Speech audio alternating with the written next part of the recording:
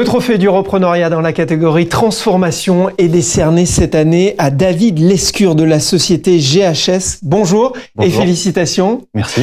Avec nous également sur ce plateau, Jérôme Lamotte, directeur du marché des entreprises et des ingénieries, Banque Populaire. Bonjour. Bonjour Sébastien. Et Jacques Valette du CRA Île-de-France-Ouest. Bonjour. Bonjour. David Lescure, qu'avez-vous ressenti en apprenant ce prix ?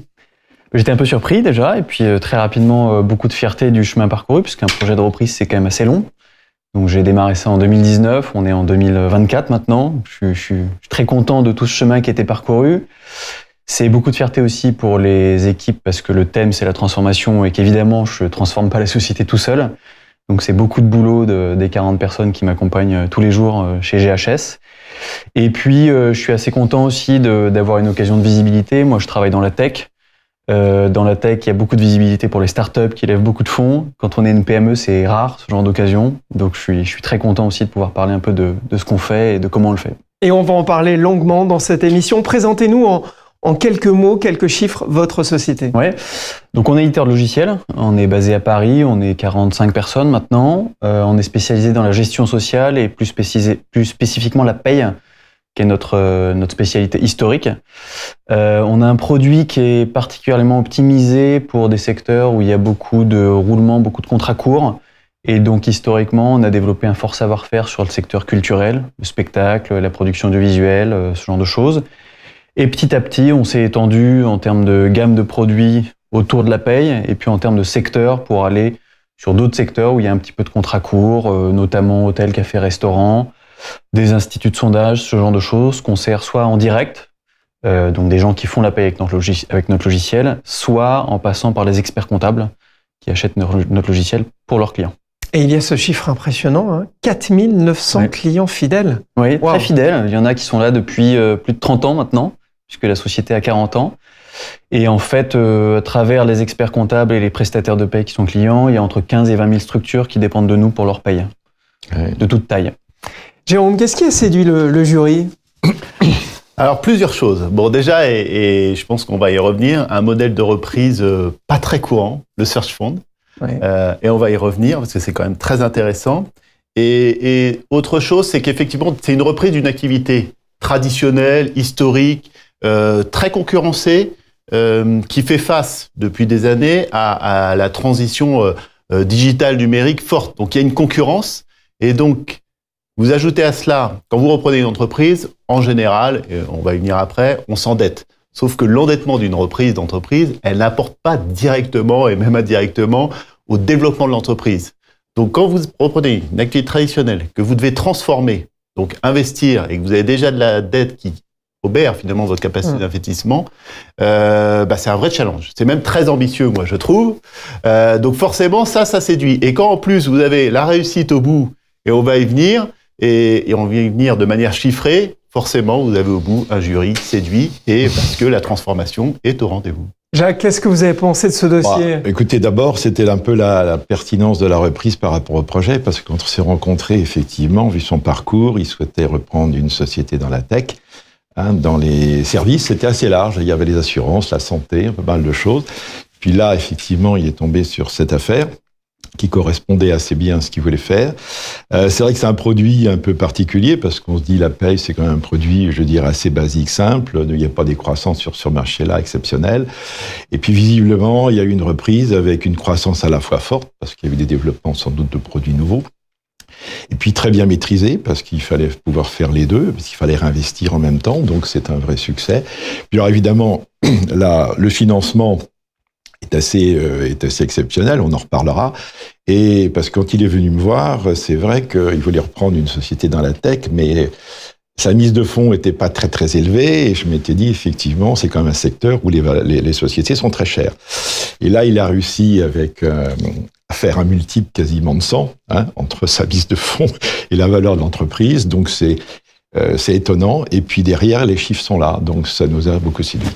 Alors effectivement, David, vous étiez entrepreneur dans le secteur de la tech depuis plusieurs années. Alors la première question qu'on a envie de vous poser, c'est pourquoi avoir souhaité reprendre une entreprise plutôt que de créer une start-up ? Je l'avais déjà fait, créer une start-up. J'avais pas envie de le refaire. Parce Pourquoi que la phase où on est dans son garage et on bricole à 3-4, c'est pas la phase où je me suis le plus épanoui, disons. Je me suis plus épanoui quand on a commencé à être une petite dizaine, jusqu'à ma boîte précédente est montée à plus de 100 personnes. Mais donc je me voyais bien reprendre une structure déjà établie, parce que voilà, à titre personnel, je m'épanouis plus. Et il y avait un deuxième aspect qui est que quand on monte une start-up et qu'on lève des fonds, les investisseurs et les personnes qui gèrent ce genre de boîte sont quand même plus souvent intéressés par les revenus que par ce qu'il y a en dessous dans le compte de résultats. Évidemment, il faut s'intéresser aux revenus, mais j'avais envie d'une expérience un petit peu plus riche en termes de gestion d'entreprise. Et il se trouve qu'en dessous de la ligne de revenus sur le compte de résultats, il y a plein d'autres lignes qui sont intéressantes aussi. Et donc voilà, aujourd'hui, j'ai une entreprise qui gagne de l'argent et je dois m'occuper de la rentabilité aussi, quoi. Comment est-ce que le CRA vous a accompagné dans votre projet de reprise ? Alors j'ai rencontré Jacques au tout début, en fait. Je savais pas encore. Je savais que je voulais reprendre une boîte tech, disons. C'était pas plus précis que ça, et puis surtout je savais pas quel modus operandi j'allais utiliser. Je connaissais pas bien l'écosystème, les brokers, les banques, le fonctionnement de la dette. Donc en fait Jacques m'a un peu mis le pied à l'étrier là-dessus, parce que j'ai pu comprendre comment on structure une reprise type LBO, qui fait quoi, qui sont les différents acteurs. À partir de là, bon, j'ai à peu près compris, puis j'ai fait mon chemin, quoi. Mais ça m'a mis le pied à l'étrier. Jacques, qu'est-ce que vous avez pensé de son profil et de son projet de reprise qu'on avait rencontré? D'abord, des solides bases techniques quand même si on est un peu élitiste en France, quand même son parcours Polytechnique, c'est pas si fréquent que ça qu'on a des candidats de cette école, donc une tête bien faite. Deuxièmement, un discours sensé, l'envie d'entreprendre, le fait qu'il avait une expérience déjà dans la tech, il voulait rester dans ce milieu, donc il y avait les compétences, il y avait un vrai désir. On s'est pas vu souvent, on s'est vu 2 fois, je crois, et puis après il a fait son chemin tout seul. C'est vrai que on a discuté un peu de l'écosystème, ce qu'il fallait faire, où il fallait aller, etc. Et puis voilà quoi, le parcours est ce qu'il est maintenant. Alors Jérôme l'évoquait, pour reprendre cette entreprise, vous avez opté pour un search fund. Rappelez-nous ce que c'est et pourquoi ce choix. Oui, alors c'est assez particulier, je pense que Jérôme va en parler aussi après. Le Search Fund, c'est un modèle de reprise qui vient des États-Unis, qui a été créé dans les années 80. L'idée, c'était de permettre à des étudiants post-MBA de reprendre une entreprise existante. Et le principe, c'est qu'on va rassembler des investisseurs a priori, en amont de l'acquisition, qui vont parier sur le repreneur plutôt que sur une cible. Et donc, on a une collection d'investisseurs, une quinzaine, qui va financer la recherche. En fait, la personne qui cherche, donc moi, le searcher, va lever un search fund, un fonds de recherche. C'est une petite somme qui permet de couvrir les différentes dépenses liées à la recherche. Et donc, accompagné de ces 15 personnes, on cherche, enfin moi, je cherche tout seul, une cible à reprendre. Et les 15 personnes qui m'accompagnent, qui me financent, sont une primeur, en fait, sur mon deal flow et peuvent choisir de suivre à l'acquisition ou pas. S'ils le font, du coup, on constitue une holding avec toutes les personnes qui suivent, et puis éventuellement on rajoute s'il manque de l'argent. Et donc on constitue comme ça une table de capitalisation avec pas mal de monde, et essentiellement des investisseurs qui connaissent le modèle, qui sont souvent des personnes physiques, parfois des fonds spécialisés, il y en a quelques-uns à travers le monde. Ah, effectivement, c'est un mécanisme qui est bien connu aux États-Unis et qui séduit de plus en plus en France. À qui s'adresse-t-il? Quels sont ses avantages et ses inconvénients, Jérôme? Alors, à qui il s'adresse? Déjà, effectivement, dans le type de cible, on est plutôt sur du small cap, on n'est pas sur des grandes entreprises, donc c'est des entreprises de taille et de valorisation moyenne.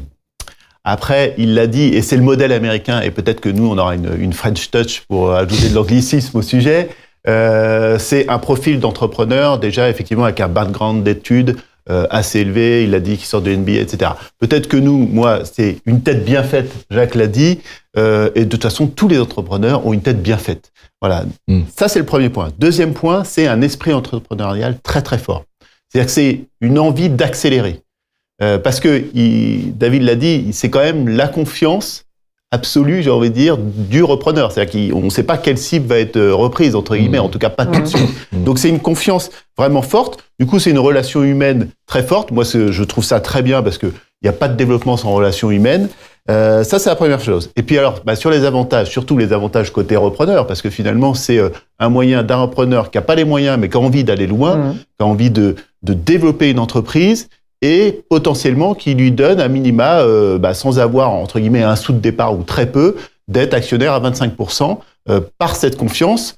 Par contre, la contrepartie de ça, Est-ce que c'est un inconvénient? Je ne sais pas, il faudra demander à David, mais c'est forcément une pression des investisseurs en termes de rendement et en tout cas de développer l'entreprise forcément. Et puis, pour David, c'est aussi la gestion de gérer probablement 15 investisseurs importants. Mais il l'a dit, hein, je pense que le modèle, c'est j'ai des investisseurs qui font confiance à un homme, à son background, à son envie, à sa niaque, moi j'ai envie de dire. Et de l'autre côté, il peut s'appuyer sur un réseau de 15, 20 investisseurs qui ont des conseils à donner, qui ont une expérience, qui ont un réseau. Donc, très beau modèle. Donc, effectivement, je pense à bien exploiter en France. Mais David, alors, pour être tout à fait précis, vous avez combien d'associés? On est 23. 23 Ouais. 23 et c'est pas trop difficile au quotidien. Il y a beaucoup d'avantages et assez peu d'inconvénients. C'est un modèle qui est quand même très équilibré, je trouve. Les avantages, c'est quoi? C'est que j'ai donc une table de capitalisation qui est très fragmentée. Personne ne peut décider tout seul. Autrement dit, si j'avais eu un fonds d'investissement pour m'accompagner sur cette acquisition, j'aurais en face de moi, avec moi en face de moi, selon comment ça se passe, un fonds d'investissement qui détient 90% du capital. Là, c'est pas du tout le cas. Je suis le plus gros actionnaire, je peux pour autant pas décider tout seul. Donc on décide de manière collégiale. Donc moi j'aime à croire qu'il y a une intelligence collective en fait qui se dégage de ce modèle. Tu as réussi quand même dans cette holding à garder quand même le pourcentage, un pourcentage de l'ordre de 20-25%. Oui, c'est ça, ouais. D'accord. Donc c'est quand même un intérêt quand même assez évident. Mais donc ça veut dire quand même les décisions sont prises à la majorité? Les décisions, alors ça dépend des décisions. Comme tous les actionnaires sont très minoritaires, ils sont globalement assez passifs. Donc on est très autonome, nous, dans notre gouvernance en interne. Certaines décisions qui impliquent des sommes d'argent importantes, des gros recrutements ou des gros investissements, sont prises au board, où il y a 3 investisseurs en plus de mon comité de direction. Et puis en fait, les décisions qui devraient être prises à la majorité de l'Assemblée générale, c'est une vente, une acquisition d'une autre société, donc c'est des très grosses décisions. En fait, ce modèle, il permet d'être très autonome pour le repreneur, ce qui est aussi ce que je cherchais moi. En fait. Ouais. Est-ce qu'il y a de plus en plus de dossiers comme celui-là au CRA? Non, c'est complètement nouveau. Moi, j'avoue que je connaissais à peine ce process. J'en avais vaguement entendu parler, mais je ne savais pas du tout que ça fonctionnait. D'ailleurs, je crois que tu m'avais dit être 2e en France, avoir réussi. Le 5e. Le 5e. 5e. Ouais. Bon, d'accord. Donc, c'est relativement peu fréquent. Et puis, il faut quand même des sociétés d'une certaine taille quand même pour mettre en place ce système. Au CRA, on est souvent dans des tailles un peu inférieures. Donc, c'est le premier, pour être très clair, et je souhaite quand même qu'il y en ait d'autres. Hein. Et ce qui est bien, c'est qu'effectivement, je dirais, David s'est engagé un petit peu à venir au CRA, expliquer un peu son modèle de temps en temps, s'il y a des personnes qui ont envie ou s'intéressent à des sociétés de ce niveau, quoi. Parce que je pense que quand on est dans des valorisations honnêtement un certain nombre de millions d'euros, ça va. Quand on est dans des affaires qui vont de 1 à 2 millions d'euros, ça n'a pas de sens. On est dans un prêt classique. Et vous, Jérôme, à la Banque Populaire, vous voyez aussi arriver de plus en plus de profils comme celui-ci, où ça reste quand même très atypique? Non, sur ce type de montage, ça reste atypique. Par contre, c'est vrai que je pense que c'est à promouvoir. On a quand même en France, alors on mène des études, nous, au sein du groupe, hein, on a quand même 20 à 30% d'entreprises, on n'est pas encore très clair sur les chiffres, in bonis qui disparaissent faute de repreneurs. Donc tout modèle qui permet, et c'est quand même dommage, hein, parce qu'une entreprise in bonis qui disparaît, c'est des salariés c'est un savoir-faire et c'est une activité économique sur un territoire. Donc tout modèle qui peut permettre c'est pas sauver parce que ces entreprises vont bien, en tout cas de lutter contre cette disparition, c'est bon à prendre. Et donc là, vous avez une motivation d'un repreneur qui a une confiance absolue, qui en plus dans un timing, c'est vrai qu'on l'a dit, c'est un mandat limité. Il n'a pas toute sa vie pour trouver une entreprise. Donc il y a ce mouvement accélérateur. Moi, je pense que c'est à promouvoir. Après, ça débute. Je pense qu'il faut ajouter sa touche française aussi. Et pas juste le modèle américain. Voilà, pas un modèle forcément complètement américain. On saura le faire, voilà, adapté à nos tailles. Mais je dirais qu'à la limite, où trouve-t-on quand même ces investisseurs, personnes physiques, qui sont prêts à mettre une somme, je sais pas, enfin je pense que ça doit être de l'ordre de 100, 200 000 euros, j'en sais rien. Est-ce qu'il y a un réseau, est-ce qu'il y a une plateforme, est-ce qu'il y a quelque chose qui se développe en ce sens? C'est une communauté qui est assez resserrée. Donc une fois qu'on met le pied dedans, c'est-à-dire que moi, s'il y a des personnes qui me contactent, qui sont intéressées par le modèle, si ça avance, je mets volontiers en relation avec mes investisseurs ou d'autres que je connais. Et en fait, ça se fait très facilement comme ça. De bouche à oreille. Bouche à oreille. Voilà. Il n'y a pas de choses institutionnelles, enfin, on va dire de plateforme ou de choses comme ça. Alors, une fois le financement bouclé, la vente signée, il y a eu les premières rencontres, j'ai envie de dire, avec les salariés. Comment ça s'est passé ? Bien, pour résumer. J'ai été introduit donc par le fondateur et l'ancien dirigeant de GHS, Gilles. Avec Gilles, on s'est tout de suite bien entendu. Il y avait une communauté de valeurs. On a tout de suite compris qu'on allait bien travailler ensemble.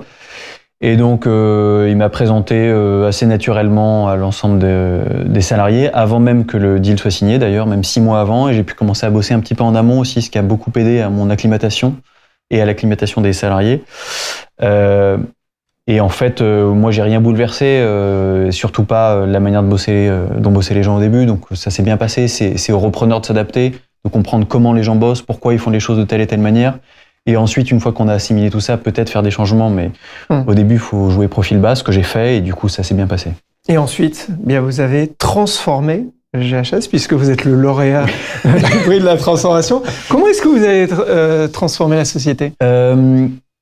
La transformation, donc c'est un éditeur de logiciel, donc c'est une transformation qui est très technique en fait, et qui a eu des implications effectivement dans la structuration de la boîte. On a recruté beaucoup de développeurs et des personnes à l'équipe produit pour en fait faire 2 choses. D'abord, sortir des nouveaux produits autour de la paix, c'est quelque chose que nos clients attendaient depuis longtemps, et donc ça c'est une transformation commerciale aussi, et puis c'est une transformation dans notre catalogue produit qui est assez importante. Ça c'est assez classique, mais ça nécessitait quand même de recruter une nouvelle équipe. Et le deuxième aspect de cette transformation qui est presque le plus lourd, c'est que notre produit, il est développé sur une techno qui est ancienne, qui fonctionne bien mais qui est ancienne, sur laquelle on sait qu'on va avoir du mal à recruter des développeurs dans le futur et qui nous pose certaines limites techniques. Et donc, on est en train de redévelopper tout le produit pour faire un nouveau produit en SaaS, qui est donc un mot à la mode. Mais qu'est-ce que ça veut dire en SaaS ? Ça veut dire que ce produit, il est hébergé sur un cloud et qu'il est accessible sur Internet, en fait. Et donc, c'est une toute nouvelle techno. Et donc, on fait ça en parallèle du développement des nouveaux produits. Et ça, c'est assez costaud en termes d'investissement. Et donc, c'est comme ça c'est ça les 2 piliers de la transformation de GHS. Et de quoi êtes-vous le plus fier aujourd'hui ? Ce dont je suis le plus fier, c'est justement d'avoir pu mener les 2 de front, parce que c'était pas gagné et en même temps, on n'avait pas trop le choix, parce que nos clients attendaient les nouveaux produits. Donc j'aurais pu me concentrer là-dessus, mais si on n'enclenchait pas la transformation techno du produit, en fait, à la fin, on aurait été... ça signait pas l'arrêt de mort de la boîte, mais presque, quoi. On se serait retrouvé beaucoup trop en retard par rapport au plan de marche qu'on s'est fixé. On aurait eu des problèmes de recrutement, et in fine, ça aurait coincé, je pense. Et alors, quand David dit les 2 de front, moi je dirais quand même les 3, parce qu'il y a quand même une reprise en parallèle aussi. C'est pas un long fleuve tranquille de reprendre une entreprise. Donc il y en a 3 quand même. Quand on est repreneur, faut aussi être vigilant à la reprise, mais ça passe par la transformation, ce qu'a fait David. In fine, si on prend un peu de hauteur pour la boîte, ce que ça a signifié, c'est que GHS était une boîte d'experts de la paye, avec un fort ADN métier. Et on essaye depuis donc 2 ans et demi, 3 ans, d'infuser un ADN tech en plus, ce qui n'était pas trop le cas. Voilà. Quelles sont vos perspectives pour l'avenir ? On se développe sur 3 axes. C'est assez simple. Le premier axe, c'est aller chercher des nouveaux clients sur de nouvelles niches, où on saura bien faire notre métier. Donc ces niches, c'est les prestataires techniques, l'événementiel, les traiteurs, les hôtels, les cafés, les restaurants, les instituts de sondage, ce genre de choses, en direct ou via les experts comptables et les prestataires de paie. Donc ça, c'est le premier axe de développement. Le deuxième axe de développement, c'est de continuer d'enrichir la gamme de produits. On a fait le premier cercle autour de la paie, je sais pas, la gestion des congés, la gestion des notes de frais. En fait, on peut aller beaucoup plus loin en faisant un vrai SIRH. On fait la gestion des notes de frais aussi ? On va le faire là, ouais. Je suis très intéressé. On va se reparler, j'ai l'impression. Voilà, on est en train de construire un SIRH en fait. Ça, c'est le deuxième axe. Et le troisième axe, c'est cette transformation technique qui en fait crée beaucoup de valeur pour la boîte. D'accord. Un dernier mot, on commence avec vous, Jacques. Sur le dernier mois. Le projet, je trouve qu'il coche un peu toutes les cases, parce que je vois pas, je dirais, ce qu'on peut dire non pas de négatif, mais je dirais de questionnement. Un dossier exemplaire. Un dossier effectivement exemplaire, maîtrisé, une croissance. Investir en même temps sur une évolution technique et technologique, et puis des résultats à la sortie, et puis un financement étonnant, et puis qui marche. Donc, je veux dire, Banque Populaire, c'est tout ce qu'on aime chez l'entrepreneur, et une reprise amplement réussie. Donc, bravo, félicitations, et l'audace paye, et le risque paye, et c'est bravo.